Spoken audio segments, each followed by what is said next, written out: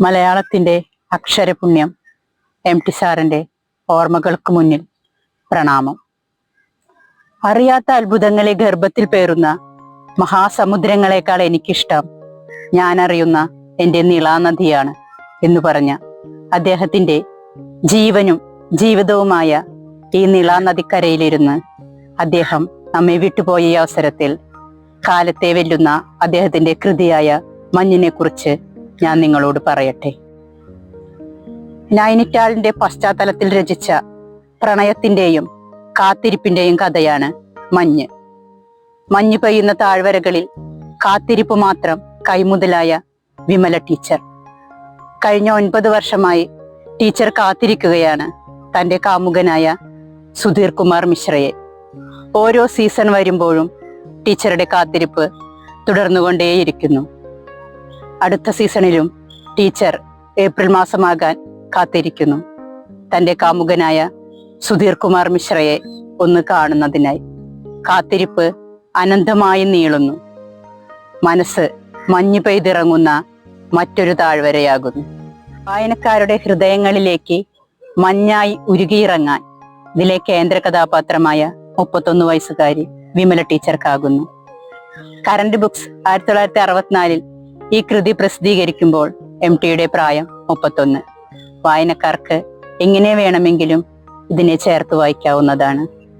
Season എത്തുമ്പോൾ ജീവൻ വയ്ക്കുന്ന നൈനിറ്റാളും അല്ലാത്തപ്പോൾ നിശബ്ദമാകുന്ന നൈനിറ്റാളും എഴുത്തുകാരൻ ഇതിൽ കാവ്യാത്മകമായി വരച്ചിടുന്നു. നിശബ്ദതയും ഒരു സംഗീതമാണെന്ന് ഈ കൃതി നമ്മെ ബോധ്യപ്പെടുത്തുന്നു. കഴിഞ്ഞ 9 വർഷമായി തനിക്ക് നഷ്ടപ്പെട്ട ഒരു സ്വപ്നം ഒരു നാൾ തന്റെ മുന്നിൽ എത്തുമെന്നും അതിനായി ഓരോ ഏപ്രിൽ മാസത്തിലും താൻ കാത്തിരിക്കാൻ ഒരുക്കമാണെന്നും വിമല ടീച്ചർ കരുതുന്നു. കാത്തിരിപ്പ് അനന്തമായി നീണ്ടുകൊണ്ടേയിരിക്കും. ശിഥിലമായ കുടുംബ പശ്ചാത്തലം അദ്ദേഹത്തിന്റെ എല്ലാ കൃതികളുടെയും പ്രമേയമാണ്. ഇവിടെയും അത് ആധാരമായി വരുന്നു. ശിഥിലമായ കുടുംബ പശ്ചാത്തലത്തിൽ നിന്നാണ് വിമല ടീച്ചറുടെ ഏകാന്തവാസം തുടങ്ങുന്നത്.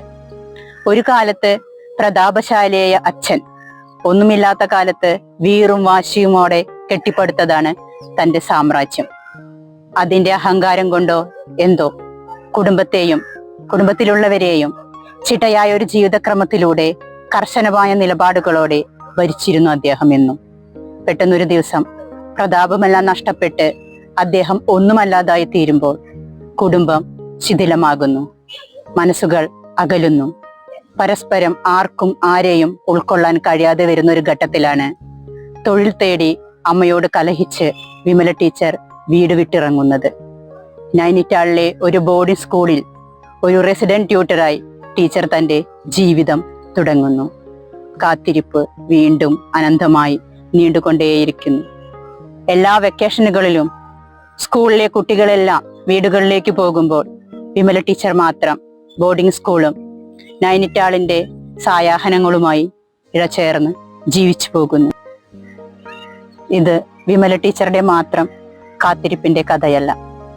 ബുദ്ധൂസ് എന്ന കടത്തുകാരന്റെ ബോട്ട് ഡ്രൈവറുടെ കാത്തിരിപ്പിന്റെ കഥ കൂടിയാണ്. തന്റെ പിതാവായ വെള്ളക്കാരനെ ഓരോ സീസണിലും അവൻ പ്രതീക്ഷിച്ചുകൊണ്ടേയിരിക്കുന്നു. ഒരിക്കലും കാണാത്ത അദ്ദേഹത്തെ തിരിച്ചറിയുന്നതിനായി പണ്ടെന്നോ തന്റെ അമ്മ കൈമാറിയ അയാളുടെ ഒരു ഫോട്ടോ മുഷിഞ്ഞു ദ്രവിച്ച കോട്ടിനുള്ളിൽ ഭദ്രമായി സൂക്ഷിച്ചു വെക്കുന്നു. ഓരോ വെക്കേഷൻ കഴിയുമ്പോഴും അവൻ ടീച്ചർജിയോട് ചോദിക്കുന്നു, ടീച്ചർജി അടുത്ത സീസണിൽ വരും, വരാതിരിക്കില്ല അല്ലേ? സീസൺ എത്തുമ്പോൾ ശബ്ദമുഖരിതമാകുന്ന കോട്ടേജുകൾ, വില്ലകൾ, അതിലെത്തുന്ന താമസക്കാർ. അങ്ങനെ വിമല ടീച്ചറുടെ എതിർവശത്തെ ഗോൾഡൻ ന്യൂക്ക് എന്ന കോട്ടേജിൽ സർദാർജി എന്നൊരാൾ യാത്രക്കാരനായി എത്തുന്നു. ഗോൾഡൻ ന്യൂക്ക് എന്ന തന്റെ കോട്ടേജിലിരുന്ന് അദ്ദേഹത്തിന്റെ ഇക്താരയിൽ നാടോടിപ്പാട്ടുകൾ പാടുമ്പോൾ ഇപ്പുറത്തെ മുറിയിൽ വിമല ടീച്ചർ അസ്വസ്ഥയാകുന്നു. നാടോടിപ്പാട്ടുകൾ കേൾക്കുമ്പോൾ 31 വയസ്സായ ഒരു സ്ത്രീ ദുർബലയാകാൻ പാടില്ല എന്ന് മനസ്സിനെ വിശ്വസിപ്പിക്കാൻ ശ്രമിക്കുമ്പോഴും അറിയാതെ അവർ ദുർബലയായി പോകുന്നു. കാമുകനായ സുധീർ കുമാർ മിശ്രയെ ഓർത്തുപോകുന്നു. വിമല ടീച്ചറുടെ മഞ്ഞു പെയ്യുന്ന മനസ്സിൽ ഒരു വെയിൽ നാളമായി ഉരുകിയിറങ്ങാൻ അദ്ദേഹത്തിന്റെ ഇക്താരയിലെ ഈണങ്ങൾക്കാകുന്നു. നേരിട്ട് കാണുമ്പോൾ ചടുലമായി സംസാരിക്കുകയും ഫലിതങ്ങൾ പറയുകയും ചെയ്യുന്ന അയാളുടെ ഉള്ളിൽ മൗനമായ ഒരു വിഷമം കൊണ്ട് നടക്കുന്നുണ്ടെന്ന് പിന്നീടാണ് ടീച്ചർ അറിയുന്നത്. മരണം രംഗബോധമില്ലാത്തൊരു കോമാളിയാണെന്ന് ടീച്ചറെ അയാൾ ഓർമ്മിപ്പിക്കുന്നു. ടീച്ചർക്കൊന്ന് ഉറക്കെ ചിരിച്ചുകൂടെയെന്ന് ടീച്ചറോട് ചോദിക്കുന്നു. ടീച്ചർ, മരിച്ചുപോയവരെ നോക്കി ഉറക്കം നഷ്ടപ്പെടുത്തരുത്. ജീവിച്ചിരിക്കുന്നവർ എത്ര പേർ ഭൂമിയിലുണ്ട് സന്തോഷിക്കാൻ, അതോർത്ത് ജീവിച്ചൂടെയെന്ന് ടീച്ചറെ ഓർമ്മപ്പെടുത്തുന്നു. ഒരു ദിവസം ഒരു സായാഹ്ന സവാരിക്കായി ടീച്ചറെ അയാൾ ക്ഷണിക്കുന്നു. ടീച്ചർ അയാൾക്ക് വേണ്ടി കാത്തിരിക്കുന്നു. പക്ഷേ കുറച്ചു കഴിഞ്ഞപ്പോൾ അമർ സിംഗ് എന്ന സെക്യൂരിറ്റിക്കാരൻ ഒരു കുറിപ്പ് ടീച്ചർക്ക് കൊടുക്കുന്നു. ടീച്ചർ, ഇന്ന് സുഖമില്ലാത്തത് കൊണ്ട് എന്റെ കൂട്ടുകാരൻ എനിക്ക് സായാഹ്ന സവാരി വിലക്കിയിരിക്കുകയാണെന്ന് ഒരു കുറിപ്പ് മാത്രം. ടീച്ചർക്കൊന്നും തോന്നിയില്ല. പിറ്റേ ദിവസം അദ്ദേഹം തിരിച്ചു പോകാനായി യാത്ര പറയാൻ വരുന്നു. യാത്ര പറയുന്ന സമയത്ത് സെക്യൂരിറ്റിക്കാരനായ അമർ സിംഗിനോട് ടീച്ചർ ചോദിക്കുകയാണ്, അമർ സിംഗ്, എവിടെ അദ്ദേഹത്തിന്റെ കൂട്ടുകാരൻ? ടീച്ചർ ജി, അദ്ദേഹം ഒറ്റയ്ക്കല്ലേ വന്നത്? അദ്ദേഹത്തിന് കൂട്ടുകാരും ഉണ്ടായിരുന്നില്ലല്ലോ. വഴിയിൽ തടഞ്ഞു നിർത്തില്ല, പ്രേമലേഖനം എഴുതില്ല, ഒരു അവകാശവാദവും വെക്കാതെ ടീച്ചർ എനിക്ക് നിങ്ങളെ വെറുതെ ഇഷ്ടമാണെന്ന് സർദാർജി പറയുമ്പോൾ ടീച്ചർ കമ്പരപ്പാകുന്നു. എന്തൊരു മനുഷ്യനാണ് ഇയാൾ, ഇയാൾക്ക് എന്താണ് എന്നോട്? ഉത്തരം കിട്ടാത്തൊരു പ്രഹേളികയായി അയാൾ ടീച്ചർക്ക് മുന്നിൽ മാറുന്നു. ജീവിതം നൽകാൻ മടിക്കുന്നതൊക്കെയും ജീവിച്ച് ജീവിതത്തോട് വാങ്ങാൻ അയാൾ ശ്രമിച്ചുകൊണ്ടേയിരിക്കുന്നു.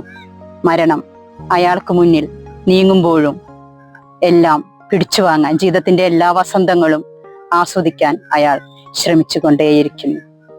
സീസൺ കഴിയുമ്പോൾ അയാളും വിട പറഞ്ഞു പോകുന്നു. അടുത്ത സീസണായി കാത്തിരിക്കുന്നു. ടീച്ചർ ജിയെ കാണുമ്പോൾ ബുദ്ധുസ് ചോദിക്കുന്നു, ടീച്ചർ ജി അടുത്ത കൊല്ലം വരും, വരാതിരിക്കില്ല അല്ലേ? മനസ്സുകൊണ്ട് ടീച്ചർ പറയുന്നു, വരും, കാലത്തിന്റെ പാറക്കെട്ടുകളിൽ മഞ്ഞു വീഴുന്നു, ഉരുകുന്നു, വീണ്ടും മഞ്ഞിൻ പടലങ്ങൾ തണുത്തു കട്ടപിടിക്കുന്നു. അടുത്ത മറ്റൊരു പുസ്തകത്തിന്റെ വിശേഷങ്ങളുമായി ഞാൻ വീണ്ടും വരും.